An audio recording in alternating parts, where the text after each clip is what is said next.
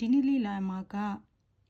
အန်တရီဆိုမတိုမေရဲ့ဒိုင်းရော့ခုရှုစုကမေကောင်းစဉ်ကချန်တိုကမ်ဘတ်တေအီမတ်တေချာလေးစူးစမ်းနေပါတယ်ဆိုတဲ့အဓိပ္ပာယ်ပါတေချာချာစူးစမ်းနေပါတယ်ဆိုတော့ဒီနေ့ကခတချီကနေတေရီတို့ခိုတိုပါခတချီဆိုတော့ပုံစံကနေတေရီတူနေတဲ့ခိုတိုပါပုံစံတူစကလုံးလေးတွေကိုလေ့လာရမယ်ပေါ့နော်ဆိုတော့နံပါတ်အရင်ဆုံးဒီမှာဆိုလို့ရှိရင်စကလုံးတစ်လုံးရဲ့ချီချိုင်းဆွလေးရဲ့နောက်စကလုံးရဲ့လီဆိုတာလေးရဲ့ပေါ့နော်ဒီမှာပုံစံတူတဲ့စကားလုံးတွေဥက္ခရီစုရုလို့စုခရီဂခရီစုရုယပရီယဟာဒီရှိခရီစသဖြင့်ပေါ့နော်ဒီတူတဲ့စကားလုံးလေးတွေကိုလေ့လာရမှာဖြစ်ပါတယ်ဆိုတော့အရင်ဆုံးပေါ့နော်ဥက္ခရီစုရုဥက္ခရီစုရုဆိုတာကတခုခုလုံးဝကြီးကိုတတိမထားမိလိုက်တာဆိုတဲ့အဓိပ္ပာယ်ရတယ်ပေါ့နော်လေးပုံလေးတွေကိုကြည့်မယ်လေးပုံကရှုခုဒိုင်ကိုဥက္ခရီဝါစုတဲ့ရှုခုဒိုင်ဆိုတော့အိမ်စာပေါ့နော်အိမ်စာကိုဥက္ခရီဝါဆိုတဲ့လူတတိမထားမိလိုက်ပဲလုံးဝကိုမေ့သွားတယ်ပေါ့နော်တတိမထားမိလိုက်ပဲမေ့သွားတယ်ဆိုတဲ့အဓိပ္ပာယ်နောက်တစ်ခုကဥက္ခရီစုရုဆိုလို့ရှိရင်မေ့သွားတယ်ဆိုတဲ့အဓိပ္ပာယ်ဥပမာစကားပြောနေတဲ့ဥက္ခရီစတာဆိုတာမျိုးဆိုရင်ဟဲလုံးဝမေ့သွားတယ်ဆိုတဲ့အဓိပ္ပာယ်ပါဆိုတော့နောက်တစ်လုံးကစုကရီကလည်းပဲစုကရီကကြလုံးဝကိုပေါ့နော်လုံးဝကြီးကိုမေ့သွားတယ်ဆိုတဲ့အဓိပ္ပာယ်လုံးဝကိုဆိုတဲ့အဓိပ္ပာယ်ပေါ့နော်စုကရီဝါစုရတဆိုလုံးဝမေ့သွားတယ်အပေါ်ကဥက္ခရီကကြတော့တတိမထားမိလိုက်တာပေါ့နော်ဒီစုကရီကကြတော့လုံးဝဆိုတဲ့အဓိပ္ပာယ်ပါလုံးဝဝါစုရတလုံးဝမေ့သွားတယ်နောက်တစ်လုံးဂခရီစုရုဆိုတာစိတ်ဓာတ်ကြတယ်ဆိုတဲ့အဓိပ္ပာယ်ရတယ်သူရဲ့လေးပုံကရှိကန်နီအိုချီတဲ့ဂခရီစုရုရှိကန်နီအိုချီတဲ့ဆိုတော့ဆမွေးကြပြီးတော့ပေါ့နော်ဂခရီစုရုစိတ်ဓာတ်ကြတယ်ဆမွေးကြပြီးတော့စိတ်ဓာတ်ကြတယ်ဆိုတဲ့အဓိပ္ပာယ်ပါ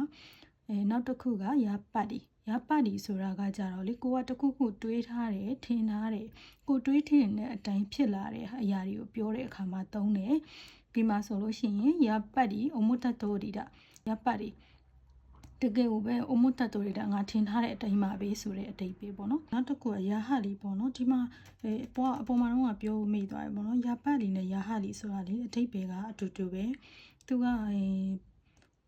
တွေးထားတဲ့အတိုင်းထင်ထားတဲ့အတိုင်းပဲဆိုတာရဲ့အမြဲတမ်းလုပ်နေကြအမြဲတမ်းဖြစ်နေကြအတိုင်းပဲမပြောင်းလဲဘူးပေါ့နော်အမြဲတမ်းနဲ့ဘာမှမထူးကြဘူးဆိုတဲ့အဓိပ္ပာယ်လေးရှိတယ်ဒီအပေါ်မှာကကြတော့ကိုငါထင်ထားတဲ့အတိုင်းကတွေးထားတဲ့အတိုင်းပဲထင်ထားတဲ့အတိုင်းပဲဆိုတဲ့အဓိပ္ပာယ်ရတယ်အောက်မှာကြတော့အောက်ကိုကြည့်မယ်ပေါ့နော်တောက်ကစကလုံးကကြတော့ဂျူဟတ်ဆိုင်တိုအီတေမိုယာဟာဒီမာရာခိုရိုမိုတာဒီမှာကြတော့ဂျူဟတ်ဆိုင်တိုအီတေမို18နှစ်ပေါ့နော်18နှစ်ဆိုပေမဲ့လေယာဟာဒီမာရာခိုရိုမိုတာဆိုတာကဒီမှာကြတော့အရင်နဲ့မပြောင်းလဲပဲပေါ့နော်အရင်လိုဘာမှမပြောင်းလဲပဲအရင်အတိုင်းပဲဆိုတဲ့အဓိပ္ပာယ်နဲ့သုံးထားတာယာဟာဒီမာရာခိုရိုမိုတာ18နှစ်ဆိုပေမဲ့အရင်လိုမပြောင်းလဲပဲခလေးအတိုင်းပဲပေါ့နော်ခလေးပဲဆိုတဲ့အဓိပ္ပာယ်နဲ့သုံးထားတာအဲ့တော့နောက်စကားလုံးကရှိခရီဆိုတာကလေတတိချာချာလောက်တတ်တဲ့တေချာလောက်တဲ့တတိချာချာကောင်းကောင်းမွန်မွန်တီတီကြီးကြီးနဲ့လောက်တာကိုပြောတာပေါ့နော်ရှိခရီဆိုတာတတိချာချာလောက်တဲ့လူမှာသုံးလို့ရှိရင်ဒီမှာလေးပုံမှာလည်းကြည့်လို့ရတယ်ပေါ့နော်ရှိခရီစတာကိုတော့မို့ဆိုတော့ရှိခရီစတာကိုတော့မဆိုတတိချာချာနေတတ်ထိုင်တတ်တဲ့ကလေးပေါ့နော်အဲ့လိုတတိချာချာလေးရှိတဲ့ကလေးသူကဒီမှာတော့မကျွားချိုင်းဆိုပြီးပြောထားတယ်နော်ရင်းချက်တဲ့ကလေးဆိုပြီးပြောထားတယ်ပြောချင်တာကကလေးဆိုရင်တတိချာချာလောက်တတ်တဲ့တေချာဖြစ်တဲ့တေချာရှိတဲ့ကလေးပေါ့နော်လူကလေးမှမဟုတ်ဘူးတခြားသူတွေသုံးတဲ့ခါမှာလည်းရှိခရီစတာကိုဆိုပြီးပြောတာများတယ်ပေါ့နော်ရှိခရီစတာကိုဆိုလို့ရှိရင်လိုမျိုးတေချာချာလေးမာဂျီမဲဖြစ်တဲ့အလုပ်ကိုတေချာလုပ်တတ်တဲ့တေချာချာလေးနေတတ်ထိုင်တတ်တဲ့ကလေးဆိုပြီးတော့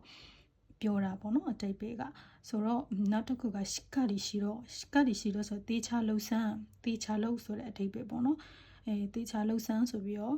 စူတဲ့အနေနဲ့အမိတ်ပေးတဲ့အနေနဲ့ပြောထားတာပေါ့နော်ရှိခရီရှိတော့နောက်စကားလုံးကကြတော့စုကီရီဆိုတာကလေ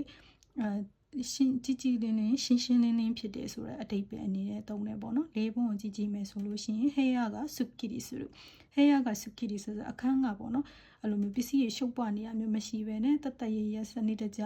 ជីជីလင်းလင်းရှင်းရှင်းလင်းလင်းဖြစ်နေရဆိုတဲ့အတိတ်ပဲနဲ့သုံးတာနောက်တစ်ခုကခီဘွန်းကစကီရီဆူရူဆိုတာကကျတော့စိတ်ရှုနေရမရှိပဲစိတ်ထဲမှာရှင်းလင်းပြီးစိတ်ကြည်နေတာကိုပြောတာပေါ့နော်ဆိုတော့နောက်စကလုံးကစပတ်ရီဆူရူကကျတော့လန်းဆန်းသွားတာကိုပြောတာပေါ့နော်တခုခုကိုလုပ်ပြီးတော့လန်းဆန်းဆန်းဖြစ်သွားတယ်ကြီးလင်းလင်းဖြစ်သွားတယ်ဆိုတဲ့အခါမှာသုံးတာရဲ့နောက်တစ်ခုကကျတော့မကောင်းတဲ့ဒီ negative အနေနဲ့သုံးမယ်ဆိုလို့ရှိရင်တခုခုအငင်းအနေနဲ့သုံးတာမလို့လုံးဝတခုခုမဖြစ်ဘူးဆိုပြီးတော့လုံးဝဆိုတဲ့အတိတ်ပင်နဲ့အငင်းအနေနဲ့သုံးတာလည်းရှိတယ်ဆိုတော့လဲဘုံကိုကြည့်မယ်ဆိုလို့ရှိရင်အိုဖူရိုနီဟာတဲ့စာပါရီဆိုတော့အိုဖူရိုနီဟာတဲ့ဆိုတော့အိုဖူရိုဝင်ပြီးတော့စာပါရီဆိုတော့ကြည်လင်လန်းဆန်းသွားတယ်ပေါ့နော်အိုဖူရိုဝင်ပြီးတော့ကြည်လင်လန်းဆန်းသွားတယ်ဆိုတဲ့အတိတ်ပဲနောက်အတိတ်ပဲတစ်ခုကခိုနိုမွန်တိုင်းဝစာပါရီဝကာရနိုင်ခိုနိုမွန်တိုင်းဝဆိုတော့ဒီမေးခွန်းကစာပါရီဝကာရနိုင်ဒီမေးခွန်းကလုံးဝကိုနားမလည်ဘူးဒီမှာဆိုလို့ရှိရင်အငင်းအနေနဲ့သုံးထားတာပေါ့နော်လုံးဝဆိုတဲ့အတိတ်ပဲနဲ့အငင်းအနေနဲ့သုံးထားတယ်နောက်တစ်ခုကဂုဆုဒီမှာဆိုရင်ဂုဆုဒီနေမှုဂုဆုဒီဆိုတာကလေနှစ်ချိတ်ဆိုတဲ့အတိတ်ပဲရတယ်ပေါ့နော်သူကဂုဆုဒီနေမှုဆိုတာကနှစ်ချိတ်အိပ်ပျော်တယ်နှစ်ချိတ်ဆိုတာအိပ်ပျော်တယ်ဆိုတဲ့အတိတ်ပဲသူကနေမှုနဲ့အမြဲတမ်းတွဲသုံးတယ်ဂုဆုဒီနေမှုနောက်တစ်ခုကနီကိုဒီဆိုတော့နီကိုဆိုတော့အတိတ်ပဲအတူတူပဲပေါ့နော်နီကိုဒီဝါဒဟုဆိုတော့ပြုံးရည်တယ်ဆိုတဲ့အတိတ်ပဲနီကိုဝါဒဟုပေါ့နော်အဲ့လိုပြုံးလေးအဲ့လိုမျိုးအရင်တအားကြီးရည်လိုက်တာမဟုတ်ဘဲနဲ့ပြုံးစီနဲ့ရည်တာကိုပြောတာပေါ့နော်နီကိုဝါဒဟုနောက်တစ်ခုကဆိုကူဒီဆိုတာလေချွတ်ဆွတ်ဆိုတဲ့အတိတ်ပဲရတယ်ပေါ့နော်သူကတယောက်နဲ့တစ်ခုခုနဲ့ချွတ်ဆွတ်တူတယ်ဆိုတဲ့အခါမှာပြောတယ်ဆိုကူဒီနေဘုံကြည့်မယ်ဆိုလို့ရှိရင်အနို親子はそっくりだ親子ဆိုတော့ရိတ်သားအမေကそっくりだလုံးဝချွတ်ဆွတ်တူတယ်နော်ဆိုတဲ့အဓိပ္ပာယ်親子はそっくりだဆိုအဲ့သားအမေကလုံးဝချွတ်ဆွတ်တူတယ်ဆိုတဲ့အဓိပ္ပာယ်နောက်စကားလုံးကကြတော့ဟာကီရီဆိုတာကလေပြတ်သားဖြစ်တယ်ဆိုတဲ့အဓိပ္ပာယ်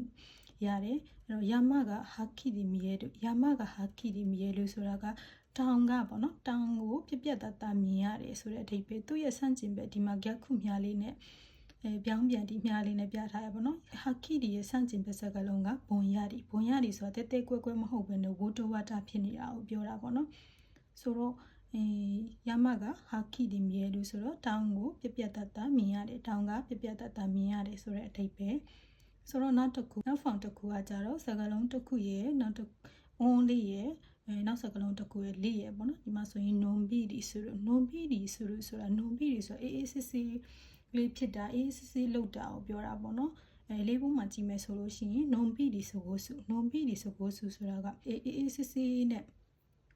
အဖြတ်တန်းနေဆိုတဲ့အဓိပ္ပာယ်ပေါ့နော်ဥပမာပိတ်ရက်ဒီမှာအိမ်မှာအေးစစ်ဘဲမှလည်းမတော်ဘူးဘာမှအလုရှုံနေတာမျိုးမရှိပဲအေးစစ်ဖြတ်တန်းနေဆိုရင်နွန်ဘီဒီဆိုပြီးသုံးတယ်ပေါ့နော်နောက်တစ်ခုကနွန်ဘီဒီဆိုပြီးတော့လည်းသုံးတယ်နွန်ဘီဒီဆိုတာလည်းအဓိပ္ပာယ်ကတော့အတူတူပဲပေါ့နော်အေးစစ်တက်လေးနေရဲဆိုတဲ့အဓိပ္ပာယ်နောက်ဖောင်တစ်ခုကကြတော့ဒီစကားလုံးတစ်လုံးရဲ့တိုရဲပေါ့နော်အဲ့တော့ဒီမှာဆိုရင် kitchen to ရဲ့ chan to ရဲ့ဆိုလေးပုံကြည့်မယ်ဆိုရင်သူအရင်ဆုံးပေါ့နော်အဓိပ္ပာယ်ကကြတော့ဗာလဲဆိုတက်ရဲ့တချာလုပ်တယ်ဒီမှာဆိုရင်ယောဖုခုကိုkitchen to chan to တတ်တာမှုယောဖုခုဆိုတော့အဝတ်အစားကိုလေ kitchen to တရဲ့လေး chan to တချာလေးတတ်တာမှုဆိုတာခောက်တီးဆိုတဲ့အဓိပ္ပာယ်နောက်တစ်ခုက time to ကို kitchen to ဆိုတော့ chan to ဆိုတော့ time to ဆိုတော့အပြုတ်မှုပေါ့နော်အပြုတ်မှုကို kitchen to ဆိုတော့တရဲ့လုပ်တယ် chan to ဆိုတော့ချာလေးလုပ်တယ်ဆိုတော့အပြုတ်မှုကိုကောင်းမွန်တရဲ့ချာနဲ့ကောင်းမွန်တဲ့အပြုတ်မှုကိုပြုလုပ်တယ်ဆိုတဲ့အဓိပ္ပာယ်ရပါတယ်နောက်တစ်ခုက food to ဆိုတာကလေလျှက်တစ်ပြက်ပေါ့နော်ရုပ်တရက်လျှက်တစ်ပြက်လေ omoida စုအမှတ်ရတယ်တတိရတယ်ခေါင်းထဲမှာပေါ်လာတယ်ပေါ့နော် food to omoida ဆိုတော့ရုပ်တရက်ခေါင်းထဲမှာဖြတ်ခနဲ့တတိရသွားတယ်ဖြတ်ခနဲ့ပေါ်လာတယ်ဆိုတဲ့အဓိပ္ပာယ်ပါဆိုတော့နောက်တစ်ခုကဝါစာတိုဆိုတာကတမင်တကာဆိုတဲ့အဓိပ္ပာယ်ရတယ်ဝါစာတိုမှာခဲလို့ဆိုတော့တမင်တကာအရှုံးပေးတယ်ဆိုတဲ့အဓိပ္ပာယ်ပေါ့နော်တမင်တကာအရှုံးပေးတယ်ဆိုတဲ့အဓိပ္ပာယ်ပါဆိုတော့နောက်စကားလုံးကစကားလုံးတစ်လုံးရဲ့ဆိုအသေးလေးရဲ့တိုးရဲ့ပေါ့နော်အရင်ဆုံး hot to ဆိုတာကလေ မြန်မာလိုဆိုလို့ရှိရင်ပြောကြရင်မလားစိတ်အေးသွားတယ်အလုံးကြီးကျသွားတယ်ဆိုပြီးတော့လေအဲ့အတိတ်ပဲပေါ့နော်ဟိုတိုဆူလို့ဆိုတာကဆိုတော့လေးဘုံကကြတော့ဟာဟာနော်ပြောကီကနာဟုတ်တဲ့ဟိုတိုစတာစတာဟာဟာနော်ပြောကီကဆိုအမေရဲ့ယောဂကနာဟုတ်တဲ့ပျောက်ကင်းသွားပြီးတော့ဟိုတိုစတာဟိုတိုစတာဆိုတော့စိတ်အေးသွားတယ်အလုံးကြီးကျသွားတယ်ဆိုတဲ့အတိတ်ပဲပေါ့နော်ဆိုတော့နောက်စကားလုံးကကြတော့ဂျီတိုဆူရဂျီတိုဆူရဆိုတော့ဂျီတိုဆိုတာလေတောက်လျှောက်အဲ့လိုမမှိတ်မတုံးအဲ့လိုတောက်လျှောက်ကြီးပေါ့နော်ဇက်တိုက်ကြီးဆိုတဲ့အတိတ်ပဲပေါ့နော်ဆိုတော့ဒီမှာဂျီတိုကမန်ဆူရဂျီတိုကမန်ဆူဆိုတော့တောက်လျှောက်တီးခံနေပေါ့နော်စိတ်ထဲမှာတောက်လျှောက်ကြီးမျိုးတိတ်ထားတဲ့တီးခံထားတဲ့တီးခံနေဆိုတဲ့အတိတ်ပဲဂျီတိုမီဆိုတာကကြတော့တောက်လျှောက်ကြည့်တာပေါ့နော်အဲ့လိုမျက်လုံးမလွှဲပဲနဲ့တောက်လျှောက်ကိုကြည့်နေတာကိုပြောတာနောက်တစ်ခုကဇတ်တိုဆိုတာကကြတော့လေဟိုတိတိကျကျမဟုတ်ပဲနဲ့ဒီလိုပဲဖြစ်တယ်လို့လို့မကောင်းတဲ့အတိတ်ပဲတော့မဟုတ်ဘူးကွာမြန်ပေါ့မြန်ဆိုတဲ့အတိတ်ပဲနဲ့မြန်လေးဆိုတဲ့အတိတ်ပဲအဲ့တော့ဇတ်တိုဆိုကြီးဆိုအဲ့လိုမျိုးတန်ရှင်းကိုတိတိကျကျတစ်ခုချင်းစီဖြည်းဖြည်းလေးလုံနေရမျိုးမဟုတ်ပဲနဲ့ဇတ်တိုအဲ့လိုမြန်လေးလုံလိုက်တယ်ဆိုတဲ့အတိတ်ပဲမနော်ဇတ်တိုဆိုကြီးဆိုလို့နောက်တစ်ခုကဆိုတိုဆိုတာကလေ